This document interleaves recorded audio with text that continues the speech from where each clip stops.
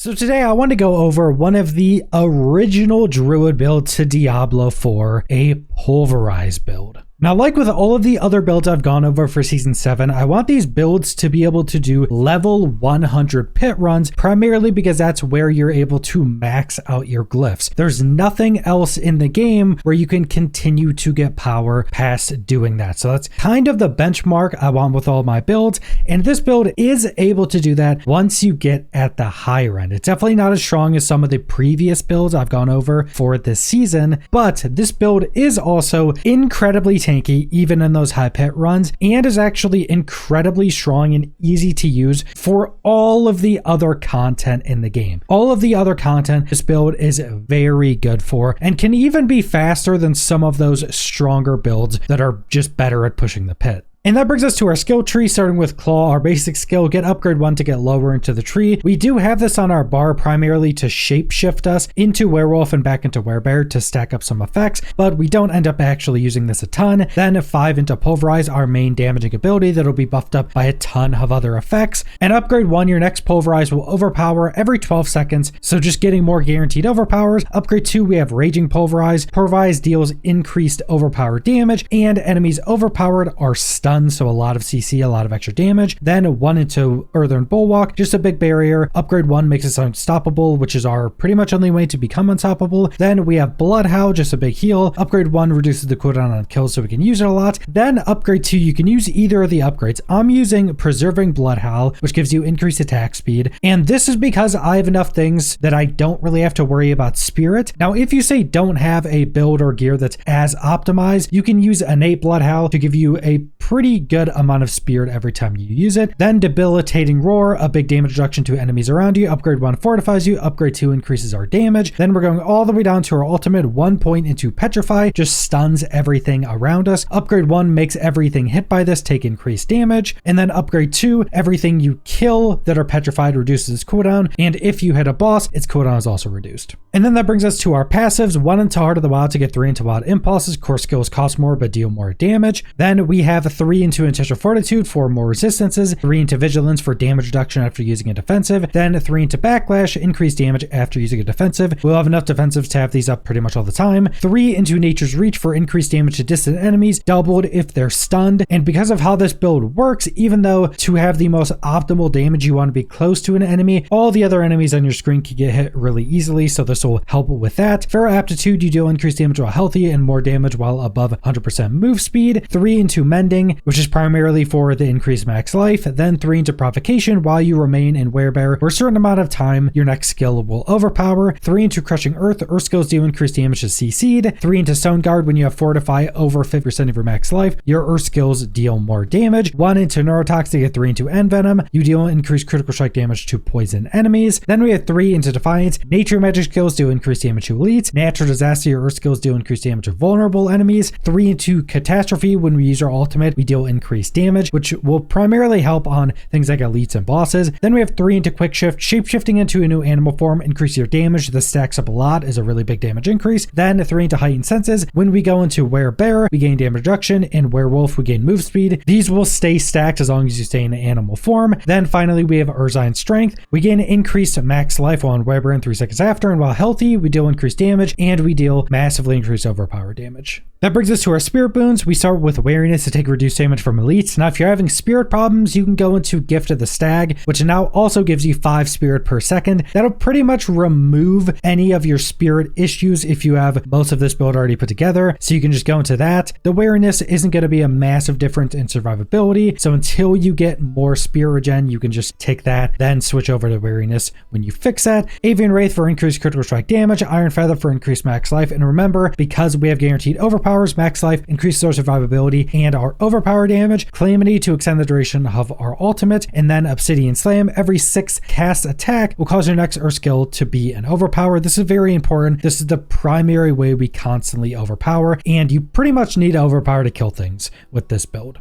And then for Mercenaries, I'm using Variana because we get the increased movement speed just for killing things, which is really nice. And then we get Hysteria, which when Variana damages anything, you gain increased attack speed. And then we have Bloodthirst, and when Variana uses this, you gain attack speed. And then Bloodlust, you gain even more attack speed from Bloodthirst. This is just to give me more and more attack speed, because the more Pulverizes you're putting out, the more you're going to overpower, because every 6 cast is a guaranteed overpower. So it just massively increases your damage. If your Spirit Gen can keep up with that, that's just big damage increases. Then for your reinforcement, just using Rahir with Bastion, so he pops out with a big bubble, makes you take massively reduced damage. Put it on when injured, so when you get low, he procs to help you survive through heavy damage. And then we have our witch powers. Our unique is the cycle. This is primarily because it's growth and decay. It does make sure everything's poisoned, but that's not too big of an issue. Then we have Hex of Flames, which is a lucky hit up to a 60% chance to inflict Hex of Flames. And when you hit an enemy that has Hex of Flames on them, deals additional fire damage, explodes in an area when it's a crit, and we basically always crit when you have good gear. But this is again primarily to proc something else. Then we have Purging Touch. Your Eldritch effects deal increased damage to all enemies, and because of one of our occult gems, our Pulverize will be an Eldritch effect. Then we have Shaken Soul. Your Eldritch effects apply vulnerable for 9 seconds, so this will apply vulnerable to absolutely everything, so we don't have to worry about vulnerable and anything else. We have Aura of Siphoning, and all around you that poisons everything, heals you anytime they deal damage. This also applies poison on everything, so we don't have to worry about that. Then a Soul Harvest. When you use a cooldown near enemies, we gain increases to our primary core stat for 15 seconds. If there are enemies around us, the duration doesn't go down. This is just a big increase to our willpower, which increases all of our ability damage. And then we have our Paragon boards, and I'll primarily be going over the board and glyph selection, but if you want to follow point by point, there'll be a build planner in the description. Make sure you're changing up your board depending on if you need armor or resistances or any other specific stat. The first board, we're going Earth and Sky, which is a bonus to all magic nodes in range, so just increases the damage. The secondary nature skills deal increased damage to crowd controlled or vulnerable. The legendaries just increase nature magic damage. Then the first board is Ancestral Guidance. After spending 75 spirit, you deal increased damage, so this will be up a majority of the time. The glyph for taking is Dominate, just an increase to overpowered damage. The secondary, when you overpower an enemy, they take increased damage from you. The legendary is just another increase to your overpowered damage. Then over to the left, we're taking Survival Instincts. While in Werebear, you deal increased damage. That is further increased while you're at max life. And then we deal increased overpowered damage. That's increased depending on our difference of health between us and the enemy. So their lower health were higher, we deal more overpowered damage to them. Then the glyph for taking is Outmatch, a bonus to rare nodes within range. So max life increases, more damage. The secondary, you deal increased physical damage to non-bosses and elites. The legendary is just a damage increase. And then we're going up for the Heightened Malice board. When an enemy is poisoned near you, deal increased damage. That is increased depending on how many enemies are poisoned. Then the glyph is Spirit, an increase to critical strike damage. The secondary, when you crit enemies, they take increased damage from you, stacking up. The legendary is increased critical strike damage. Then we're going back down, back to the right, and then back up for our final board for Earth and Devastation. Your Earth skills deal increased critical strike damage, increased by 20% of your damage versus crowd control up to 60%. Mine's currently at 52, and I should be able to optimize this a little bit more to get the max out of this, but just a big damage increase. Then the glyph for taking is Headhunter, which is just a bonus to all normal nodes within range. The secondary is increased damage towards elites. The legendary is just increased damage. And then that brings us to our gear, starting with our runes. In one of our sets, we're going to be using the rune that we travel a certain amount of distance, and then that will invoke the Necromancer's Horrid Decrepify, which slows enemies, reduce their damage, and you can execute them. The execute does actually just end up being a damage increase, but then we have the runes that when we invoke the skill of another class 2 times, which happens very consistently and quickly because we're moving around so much, but when we invoke that, we gain 20% max life for 6 seconds, and again, max life is a survivability increase and damage increase. Then for our other 2 armor pieces, we just have increased willpower. Then for our occult gems, we use while you have 3 or more growth of decay, we gain 8% primary core stat, 10% max life, and can move freely through enemies. Then we're using while you have 3 or more Eldritch Witch powers equipped, every 1 second your next core skill is treated as Eldritch. So that will apply vulnerable to everything and deal increased damage. And then finally, you deal increased overpower damage to hex enemies, and that's why we have Hex of Flames.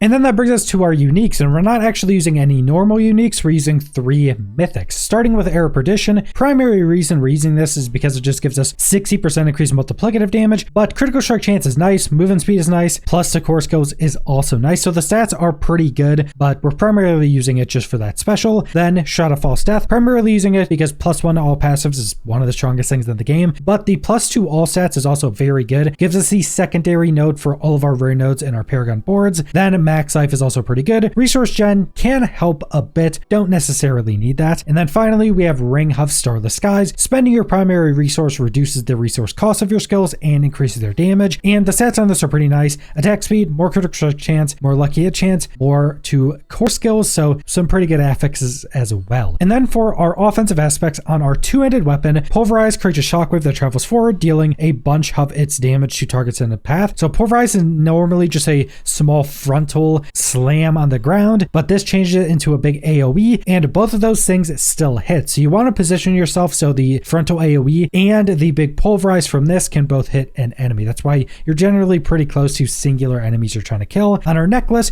your core skills deal massively increased damage based on your fortify, just a massive damage increase. Then we have Pulverize is now an earth skill, and after casting a Pulverize, it leaves some small AoE on the ground. This is primarily so Pulverize scales with a bunch of our other effects. Then our final offensive aspect, you deal increased damage while hitting a poison enemy as a werebear. So that's just going to be another pretty big damage increase, and everything will pretty much always be poisoned. Then for our other aspects, we have hitting an enemy has a 20% chance to daze them, and you deal increased damage to dazed enemies, so just more damage increase. Then on our boots, you have increased crowd control duration while enemies are unstoppable, so you CC them too much, they become unstoppable. You deal increased damage to them, so just another damage increase. This build is incredibly tanky. That's why we're going all into damage and getting damage on everything we possibly can. And like all of my builds, you'll find all of the best stats in the build planner, but for some of the more important ones, on your boots, you want spirit per second. If you can get it as a greater role, make sure to get that. I got pretty lucky getting at least one of them as my masterworking upgrades as well. This spirit per second with a bunch of the resource generation increases we have will be the primary way you generate a lot of your resources over time. The second way is we have a lucky hit on our weapon, up to a 50% chance to restore just all of your resource, so that'll proc a bunch as well. And then another really important thing on our tempering on our weapon, a chance for Pulverize